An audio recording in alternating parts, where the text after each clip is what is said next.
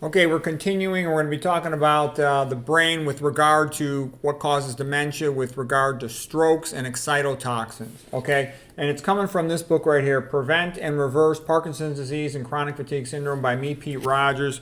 We're on page 298. So this drawing is of a capillary. The capillary above is normal.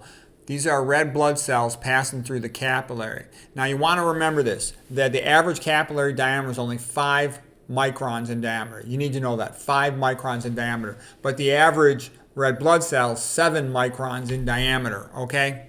So what that means is red blood cell is bigger than the capillary. The red blood cell has to fold back on itself to deform itself in order to fit through the capillary, okay?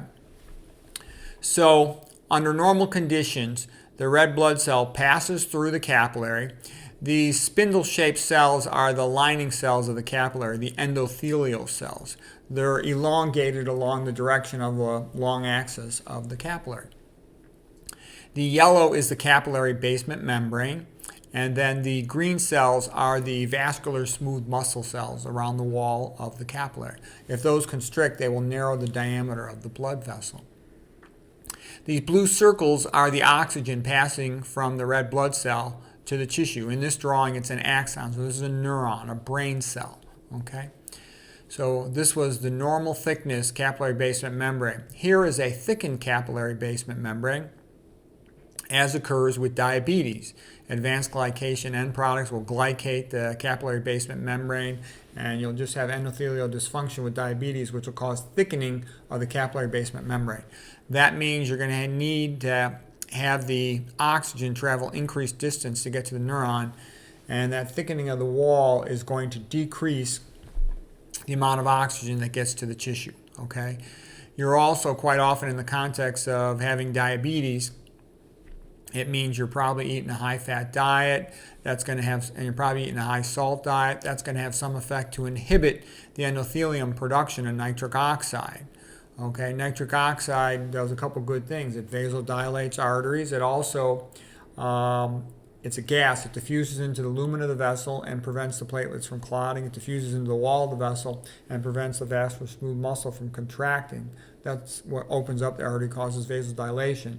When it enters the capillary itself, it interacts with the platelets to make them less activated, less sticky, less prone to clotting. You know, when you have low levels of clotting, that's bad. That thickens the blood, that decreases oxygen delivery to the tissues, okay? And over time, you'll develop chronic capillary basement membrane, chronic atherosclerotic plaque, and from hypertension, you'll get hypertrophy and hyperplasia, meaning increased number of these vascular smooth muscle cells.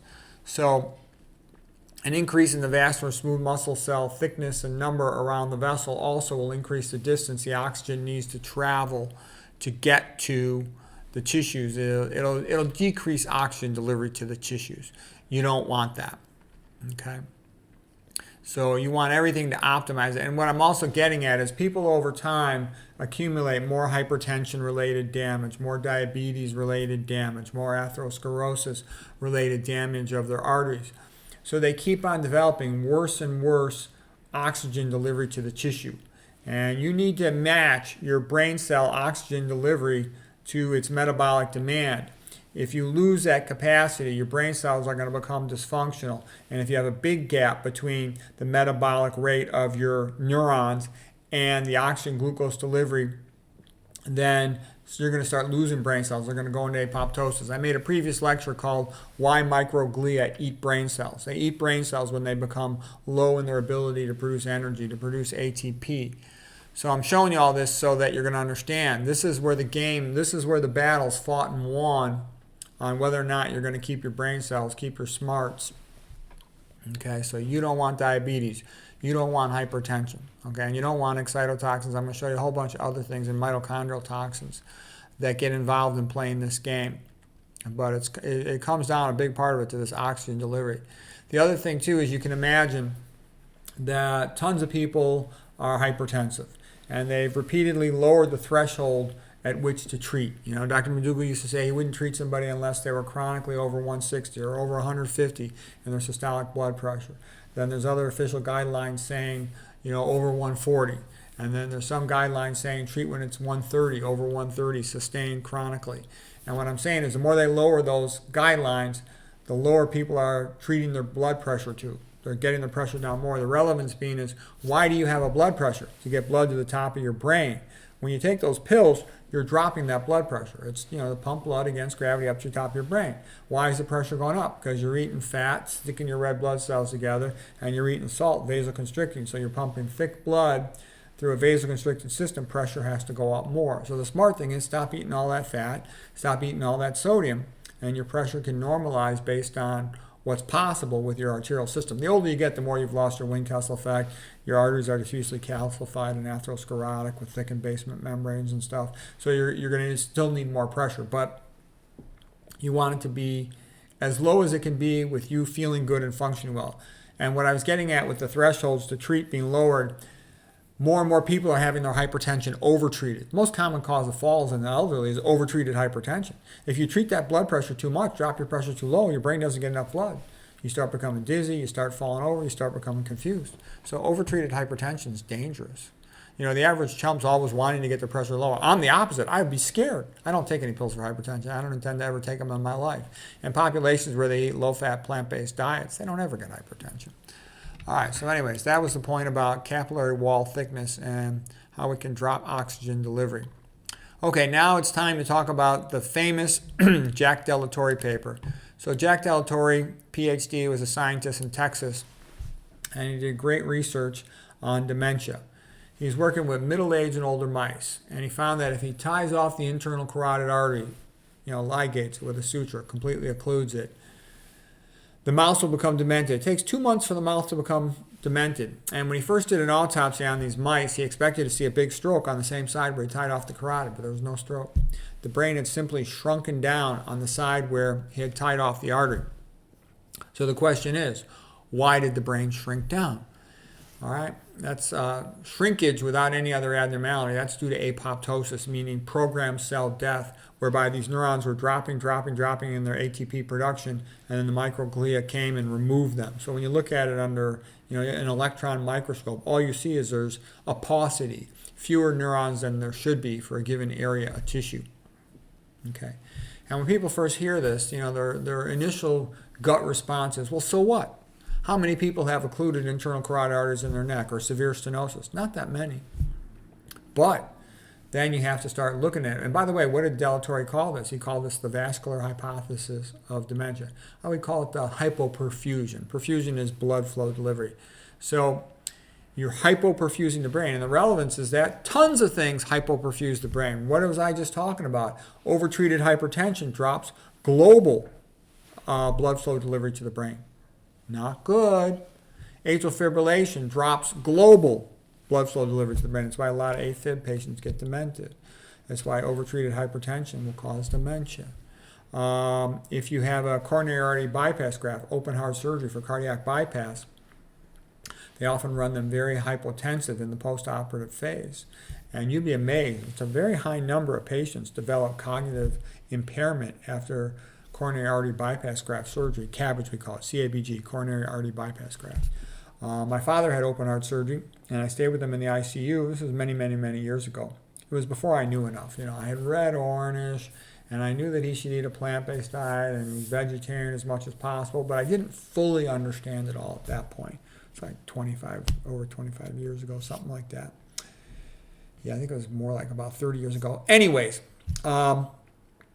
they ran him like 95/60 in the post-op phase. I couldn't believe how low they ran his pressure. I insisted on talking to the anesthesiologist, like, oh yeah, we always run him low because we don't want him to bleed. It is anastomosis. That's where they suture in the graft. They connect the graft to the heart, to the coronaries, the native coronaries. And I'm like, oh, that's insane. My dad had good cerebral arteries. He's probably like one of the healthiest people that ever got a CABG. But you can imagine lots of people, they don't have good intracranial vessels, and they're at very high risk to become cognitively impaired. It's a pretty dangerous thing. All right, what else will hypoperfuse the brain? Aortic stenosis, aortic regurgitation, that's aortic valve disease, okay? Potentially severe anemia. So you can see there's a lot of things that do it. The most common one would be overtreated hypertension, okay? And there's other things simultaneously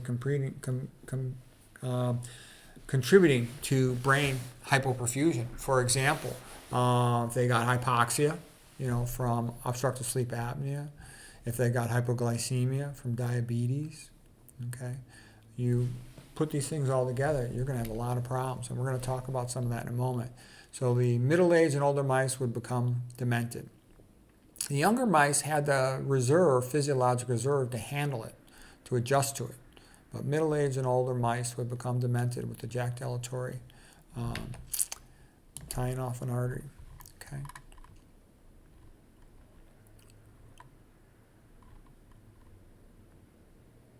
Oh, and all those other things, I made up the name for them. I call them mouse equivalents because, All right, so here was Jack Delatore's book, and it's a great book. It's called The Alzheimer Turning Point, where he writes about all the experiments that he did and says he's totally convinced that that's the main cause of dementia in his opinion.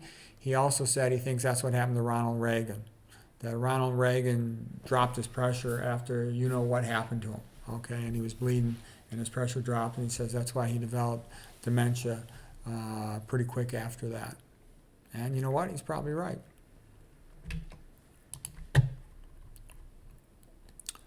Okay, so the vascular hypoperfusion theory, I call it the mouse equivalent theory, okay?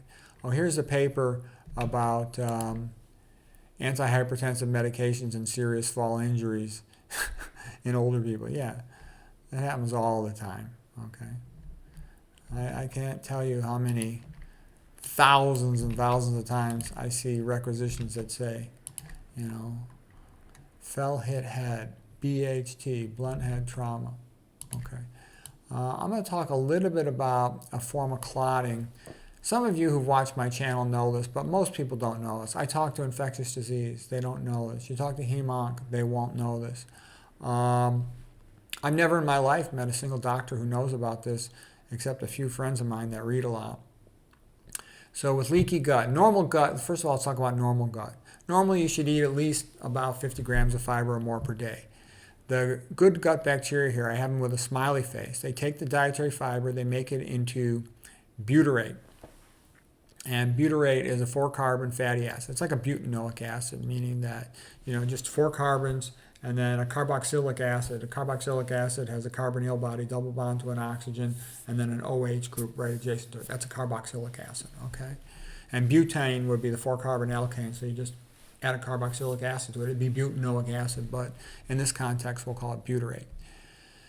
So they make butyrate. The butyrate's taken up by the gut lining cells. They're called enterocytes because the gut's called the enteric tract.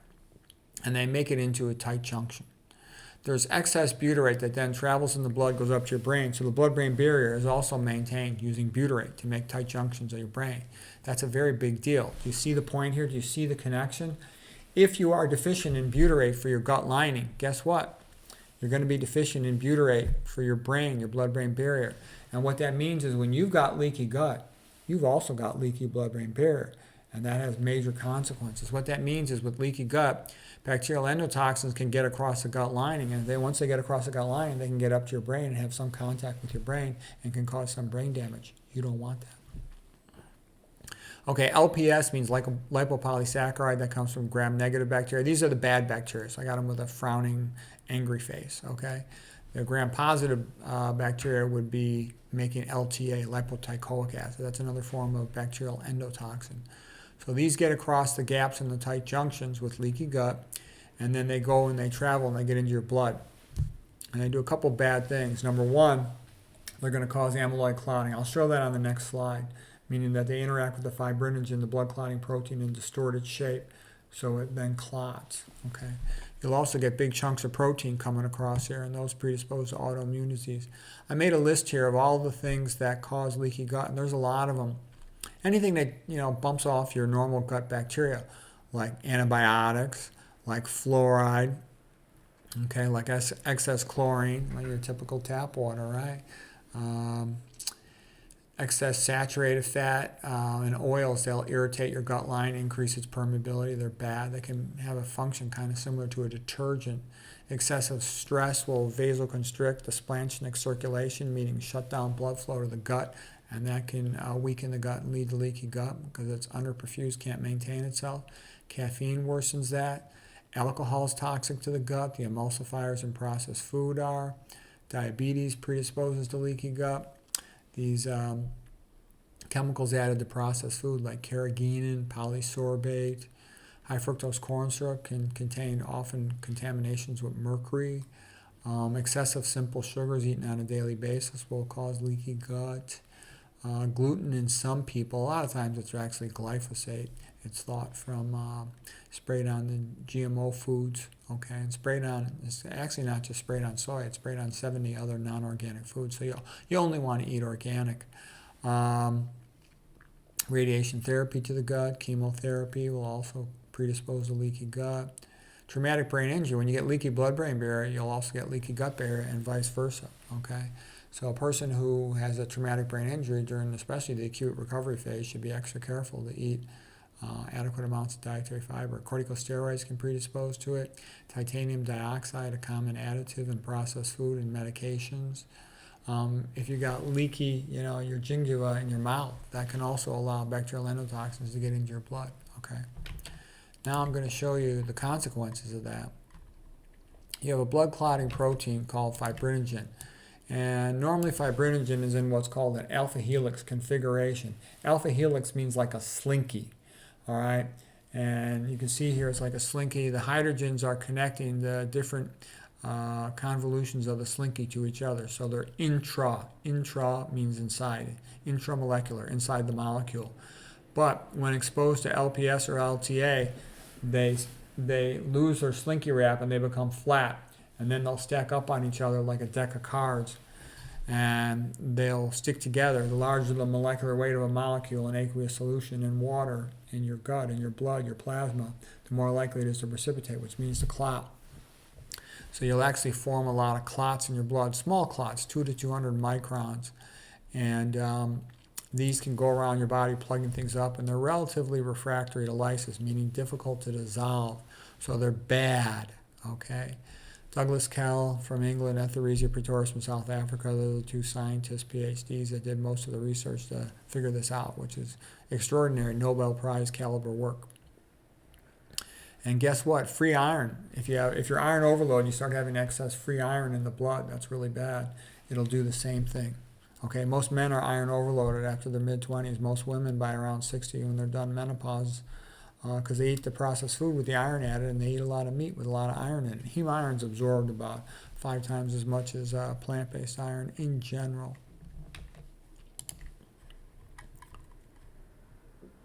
Okay, and then when I talked about when you got leaky gut, you got leaky blood-brain barrier, LPS, LTA, bacterial endotoxins get into the blood.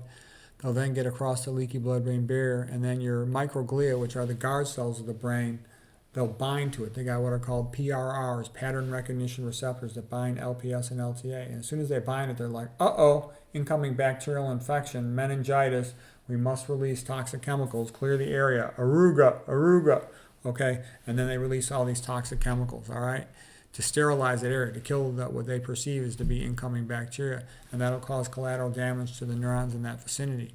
So you do this every day for 30, 40 years, you're going to lose enough neurons, your cognitive function is going to start dropping. Okay, so anyways, that'll be it for today. So this was part 2. We'll have another, at least a part 3, maybe a part 4. But that's it for today. Hope you found that helpful.